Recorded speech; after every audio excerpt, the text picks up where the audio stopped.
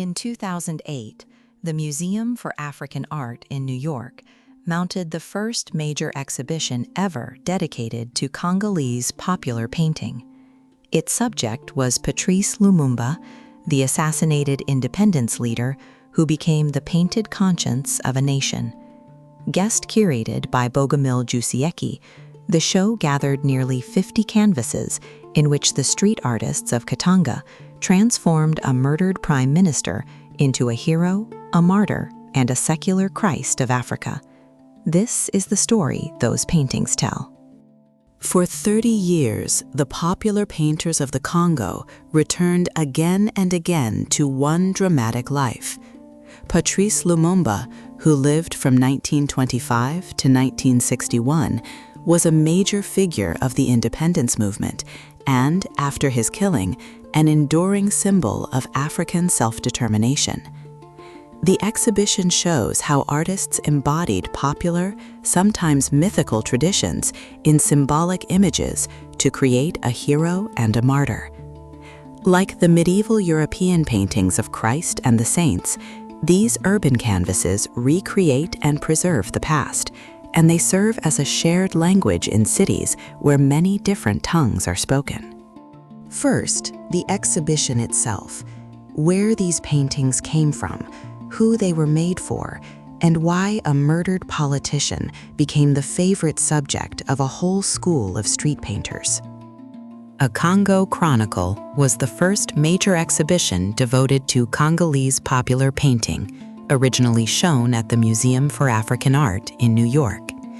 During the previous 30 years, one of its main subjects had been the dramatic political career of Patrice Lumumba, a leading figure in the independence movement who became a symbol of African self-determination. Most of the paintings were purchased in Katanga province, where Lumumba was killed in 1961.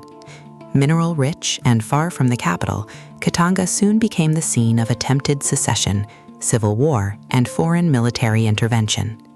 The exhibition demonstrates how painters embodied popular, sometimes mythical traditions in symbolic images, turning recent history into something closer to scripture. These works recreate the past through imagery, much as oral tradition once preserved it in the villages. Copyright in the guide belongs to the Museum for African Art, and it was prepared by its Director of Education, Nathaniel Johnson, with Dana Elmquist and the curator's assistance. Patrice Emery Lumumba was born on the 2nd of July, 1925. A former postal clerk and beer salesman, he rose through the Cercle d'Evolues, the circle of young educated Africans, to co-author the manifesto of the Mouvement National Congolais. As head of the winning party, he formed the first Congolese government and, on the 30th of June, 1960, delivered the searing independence speech that defined him. Within weeks, the new nation fractured. Katanga seceded, President Kasavubu dismissed him, and Colonel Mobutu placed him under house arrest. Seized while fleeing, Lumumba was transferred to Katanga and assassinated on the 17th of January, 1961, together with Maurice Prolo and Joseph Okito. Their bodies were never recovered. His meteoric rise and brutal fall became the foundation for an art of pain, suffering, and catharsis. Why did painting carry such weight? In Congolese cities, whose multi-ethnic populations speak many different languages, images served as a universal language that everyone could read. The guide compares the phenomenon to medieval Europe, where cycles of paintings about Christ and the saints were used to teach religion to those who could not read scripture. Urban paintings recreate and preserve the past through visual imagery, just as oral traditions recreated and preserved it in African villages. The artists did not seek to faithfully reproduce the facts of an event, but to underscore its significance. A painting was not a photograph of what happened. It was a vessel for collective meaning, a way for a whole society to remember together and to say out loud what its official histories could not. The curator called this urban memory, a selection of themes from both the present and the past, giving shape to the people's shared knowledge rather than to one painter's private view. By the 1970s and 80s, Lumumba had become a symbol of hope, a hope that by then had been lost. Until Mobutu's overthrow in 1997, Lumumba was far more popular with the common people than with the central government, for whom his memory represented a threat to its policies. Paintings of Lumumba, usually displayed in the home, became a counterpoint to the official version of history and a safe, if indirect, way to criticize the government. To hang Lumumba on your wall was a quiet act of dissent.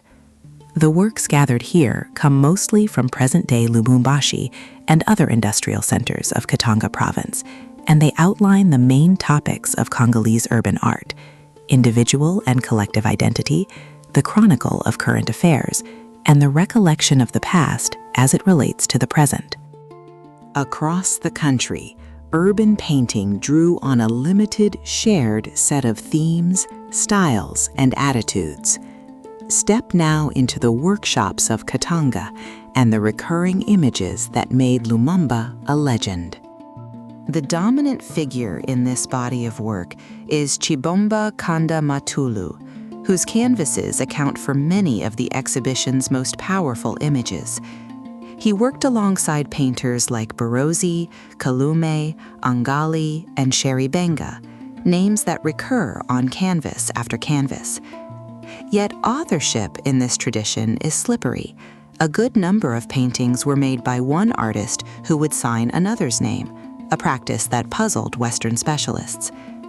Tshibumba painted not to express a personal view, but to give shape and form to the people's shared knowledge of an event.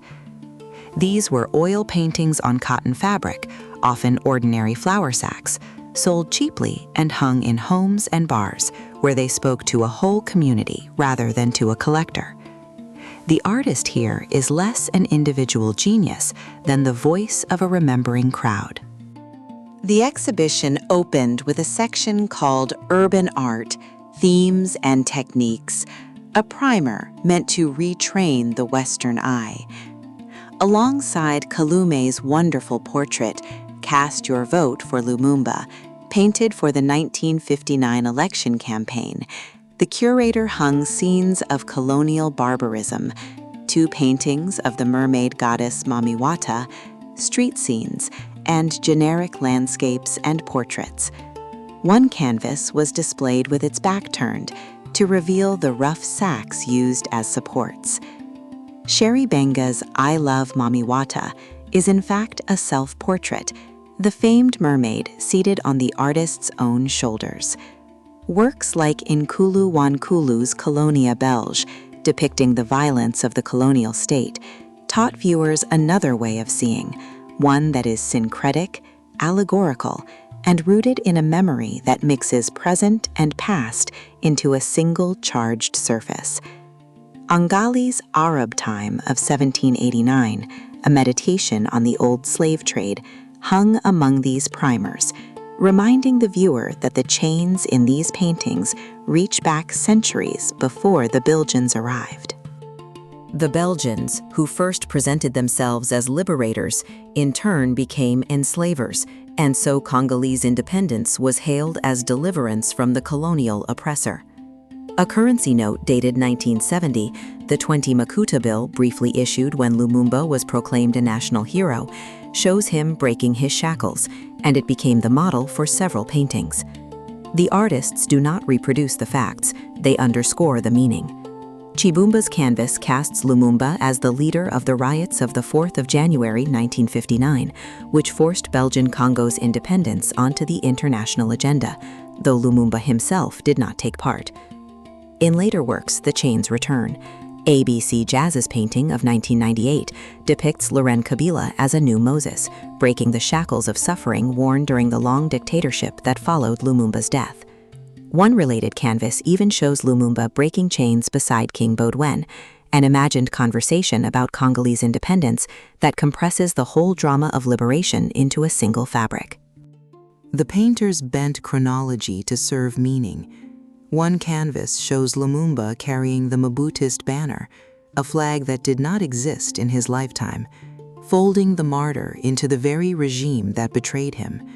For the killing of Lumumba defeated the people's hopes for liberation, and the dictatorship of Mobutu Sese Seko, which began in 1965, was widely perceived as a return to slavery. Mobutu ruled until he fled in 1997.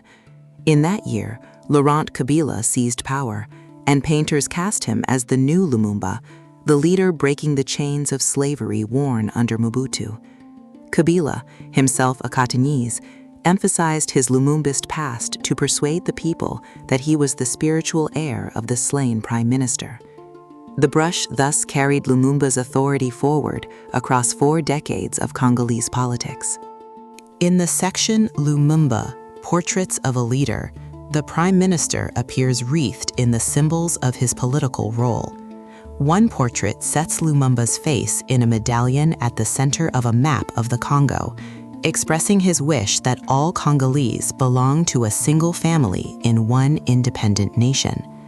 In others, including the exhibition's cover image, Lumumba, Master of the World by Burozi, he holds a globe with the African continent turned toward the viewer, signifying Africa's rightful place in the world.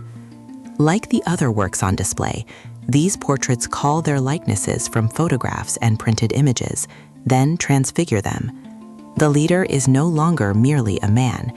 He is an emblem of unity and of a continent stepping at last onto the world stage as an equal among nations. The outrage over Lumumba's execution inspired a great many paintings, and in them he is often depicted as a secular Jesus Christ, a man who accepted death to save his country and his continent. Some works portray a group of men known as Lumumba's Judases, the betrayers who are usually shown near the aircraft that carried Lumumba and his 2 companions to their deaths. Those companions were Maurice Mapolo, his Minister of Youth, and Joseph Okito, the Vice President of the Senate, both murdered with him. The canvases are crowded with symbols that emphasize Lumumba's Christ-like sacrifice, the Europeans' responsibility, and the powerlessness of the Congolese. The historical betrayal becomes a passion play with named villains, a deemed innocent, and a watching nation unable to halt the machinery of his death. Other canvases follow him backward into captivity, from his first arrest in 1959 at the central prison of Jadoville to the rebellion that his killing would later ignite across the Congo. In the section Lumumba Immortalized, Tshibumba explicitly portrays the dead Lumumba, laid out with the bodies of Mpolo and Okito, as Jesus Christ at the place of his crucifixion. The canvas Calvaire d'Afrique, the Torment of Africa, also titled National Hero and Prophet of Our Liberation, gives this vision its fullest form. Tellingly, Burozi made a subdued version of the image meant for the Congolese public, while Tshibumba's more explicit version was intended for foreigners. Congolese memory, the guide explains, has universalized Lumumba as the Christ of Africa and of all humanity. The murder in a Katanga clearing is lifted out of mere politics and set within the oldest story of innocent suffering and redemption, so that a Congolese tragedy might speak like scripture to the whole of the oppressed world. The historic death of Lumumba, Mpolo, and Okito on the 17th of January 1961 fixes the date itself into the title, insisting that a sacred image and a documented crime are here one and the same. The section The Memory, the Legacy traces how Lumumba lived on as a present-day symbol. After Kabila's 1997 victory over Mobutu, one painter showed Lumumba shining down upon Kabila at the heart of the Congo, casting the slain prime minister as a watching ancestor.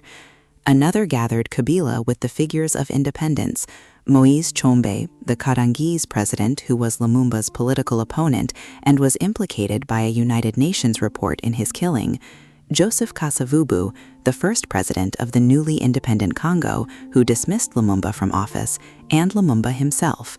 On a single canvas, allies and betrayers stand frozen together in the moment that decided the nation's fate. Memory, the curator argued, plays with the factual, reinterpreting it so that the past can be put to work in the present. Like Christ, the guide says, Lumumba had prophetic ancestors who announced his coming. Foremost among them is the Sonye chief Lumpumbu II, executed in 1936. By the Belgian official charges, he had murdered a woman and her son, but according to the Sonye, his real crime was writing a letter to the Belgian king demanding independence. Tshibumba told the story across 7 paintings for foreign viewers, beginning with the departure of Kapinga and her son and ending with the chief's execution. A second symbolic ancestor was a domestic servant named Francois, publicly hanged in 1922 in Elizabethville, the very city where Lumumba would later die. Francois became an urban hero because he killed a white man to avenge an adultery and defend his dignity. Tshibumba titled the work, "True Justice Not Applied." In this section, the curator placed Lumumba within an older Congolese practice of creating heroic visual icons, so that the martyr of 1961 inherits a lineage of defiance stretching back through the colonial decades. The first of the guide's 2 case studies, written by the exhibition's curator, asks what it means for a society to remember a hero it was never allowed to keep. Bogumil Jusiewski opens by observing that the living testimony of the 1960s, the decade when vast numbers of Africans won independence, is giving way to memory and history as its eyewitnesses grow old and die. Social knowledge becomes detached from experience, surviving only through the links that art or scholarship can build between what happened then and the need to understand it now. The majority of humanity, he argues, claims the right to imagine and formulate a collective identity in political and narrative terms, for narration is a crucial political instrument. In the West, narrative found its home in the novel, and before that, in Christianity. But Congolese painters, telling their own story, are not merely copying a Western tool. They are making their own tools, adapted to local conditions, yet legible across the world. For 20 years, Jusiewicki notes, the West, and particularly North America, has trumpeted the end of the grand meta-narratives, the big stories that once claimed to give meaning to the past. There is a serious risk, he warns, that this part of the world will again confuse its own story with the future of all humanity, as it has for 200 years. Meanwhile, national, regional, and ethnic narratives, pictorial and performative as well as written, are reconfiguring the past to affirm political identity. We should steer clear of what he calls lococentrism. Because Congolese painters use the same brushes and canvases as Western painters, we must not assume they seek the same effects. Repetition, which Western culture treats with suspicion, is a valued device in the Congo, structured by an aesthetics of reception.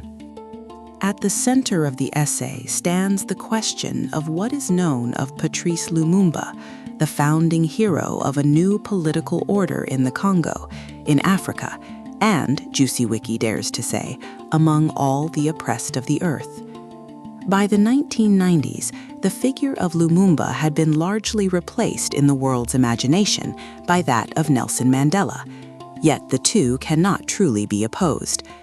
Lumumba is the romantic hero, the symbol of a painful coming to be through revolution. Mandela is the wise man moving toward dignity by pardon and negotiation. Lumumba, he writes, is rather the other side of Mandela, the road not taken, the revolution cut short. The Lumumba who is imagined and represented speaks and makes the viewer speak, but he himself rarely tells his own story. Lumumba, Jusiewicki concludes, is a realm of memory, a space where men and women draw on their knowledge of the past and their experience of the present to demand recognition of their dignity. It is in relation to Lumumba as the present has constructed him that social actors recount their lives and formulate their idea of a just political order. We cannot annex Congolese painting to the history of Western painting, he insists.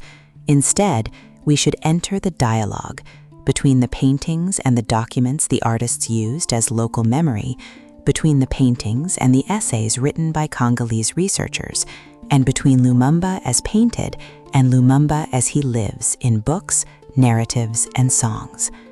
The exhibition, then, is less a gallery to be viewed than a debate the visitor is invited to join. The political space of those years, Jusewicki reminds us, was like the working men's bar, and he urges the reader to enter that space, men and women alike, and take part in the argument it once contained. Jusewicki closes with a change he calls radical, though it was not his main focus. For most of the second half of the 20th century, politics in the Congo was a male domain, a sphere of knowledge built in the working men's bar, because in the Belgian Congo, only men could gain access to modernity through salaried work. The political space of the years 1960 to 1980 was, like that bar, exclusively male. But by the last decade of the century, that knowledge was being constructed and debated not in bars, but in churches and social associations. Family survival was no longer guaranteed by a working man's salary, but by the resourcefulness and street smarts of women and children.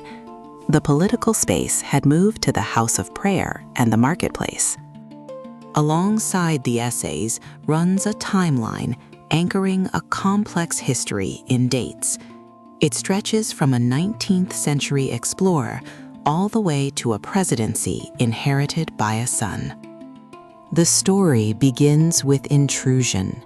Between 1874 and 1877, Henry Morton Stanley crossed the Congo region from east to west.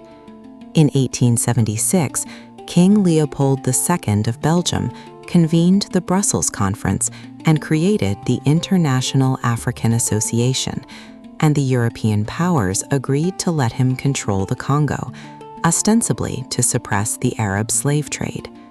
In 1882, Leopold founded Leopoldville, today's Kinshasa. At the Berlin Conference of 1885, the powers carved up Africa among themselves, and the Free State of Congo was founded as Leopold's private domain, a regime whose inhuman treatment of the Congolese soon drew international condemnation. Only in 1908 did the Belgian state annex the Congo over the objections of its own king. Into this long colonial night, on the 2nd of July, 1925, Patrice Lumumba was born.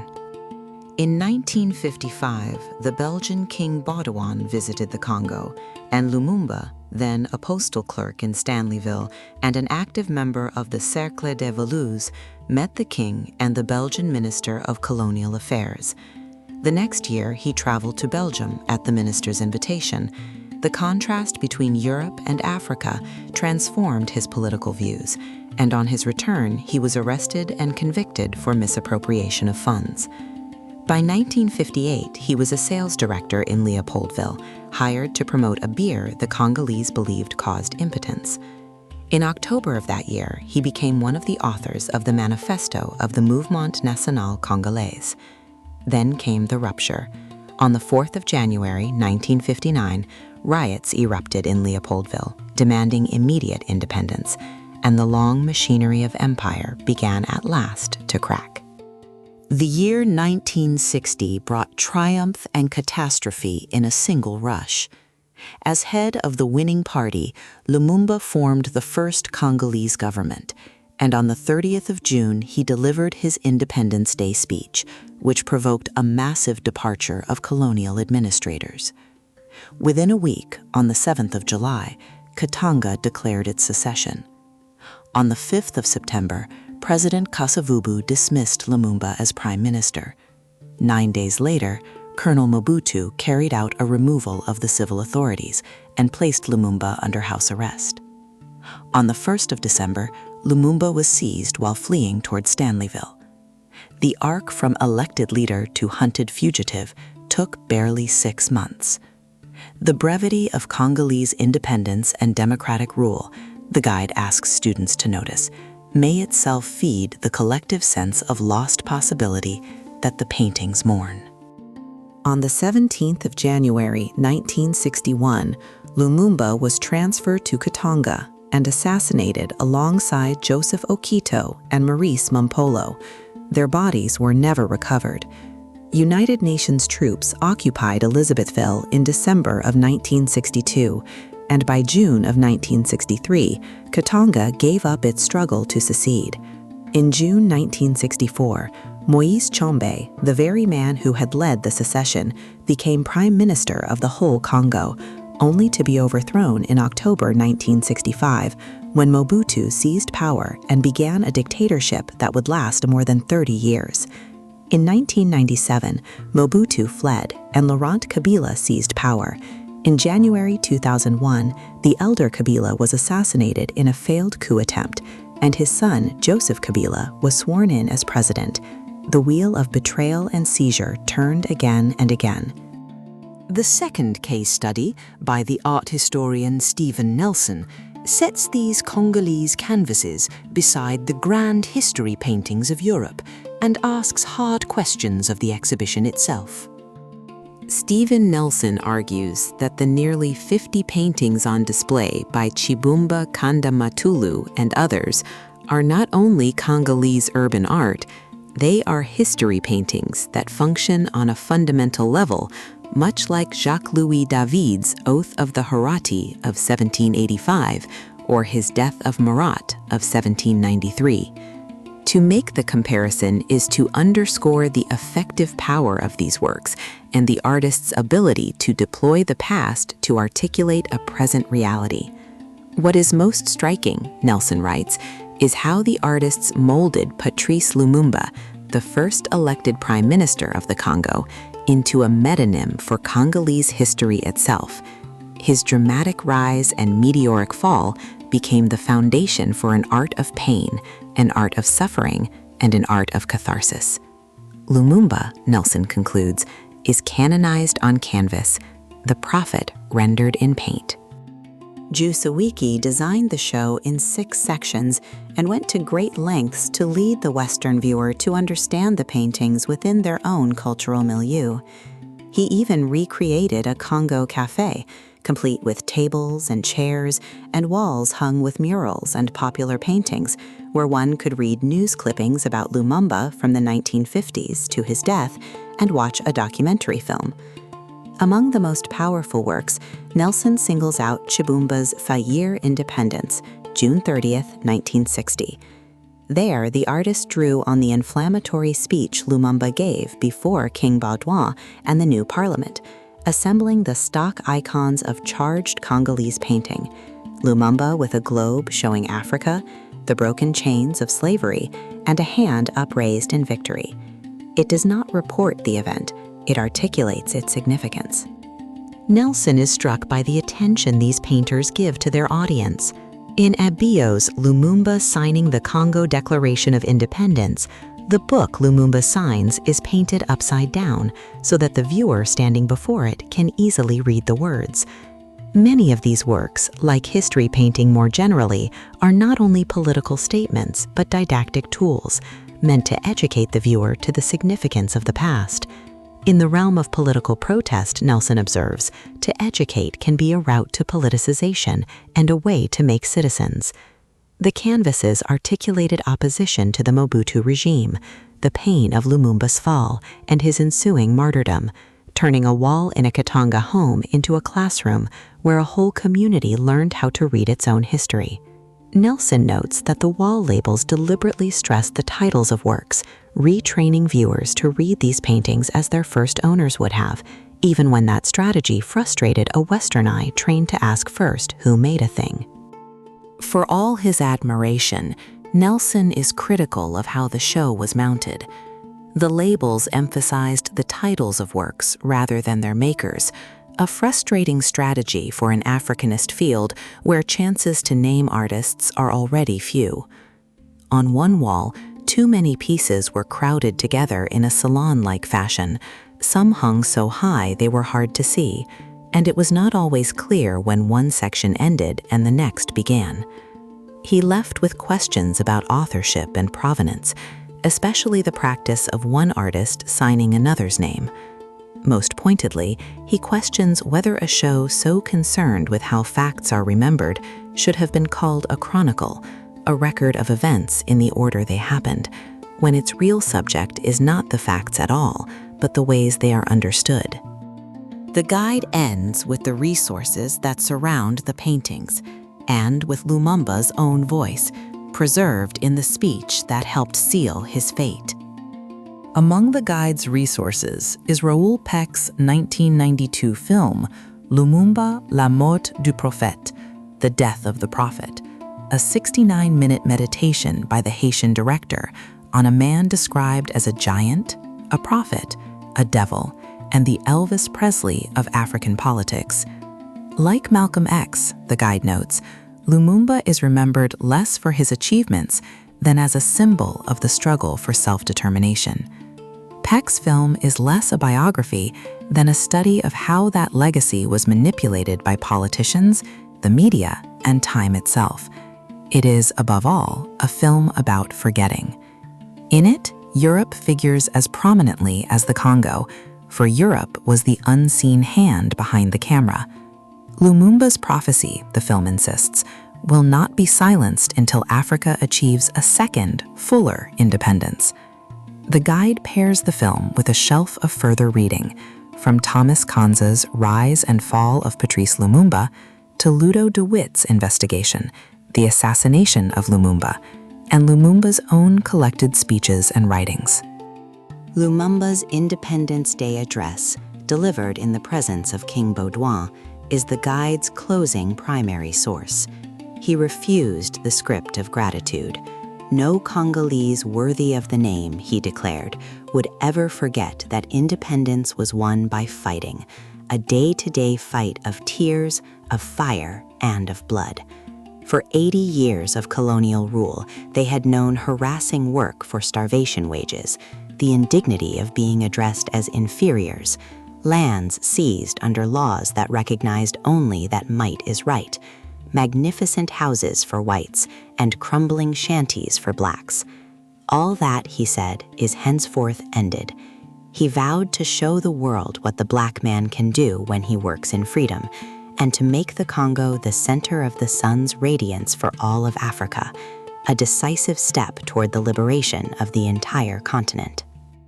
Patrice Lumumba governed the Congo for barely 3 months, yet the painters of Katanga kept him alive for decades, breaking his chains, crowning him with the globe of Africa, laying him out as the Christ of his continent. A Congo Chronicle asks us to read these humble oil paintings on flour sack canvas not as faulty records of fact, but as a people's memory at work, weaving past and present, tradition and modernity, Africa and the West into a single charged image. Through paint, a murdered leader became a prophet, and a national grief became a shared and enduring hope. Thank you for watching. If this story moved you, please share, subscribe, and like.